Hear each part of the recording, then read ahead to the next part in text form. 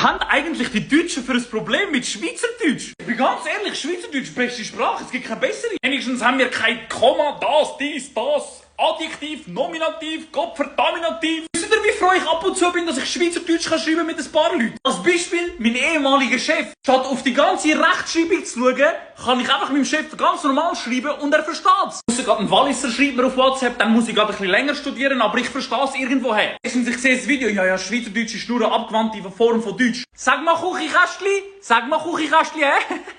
Nein, natürlich alles nur Liebe.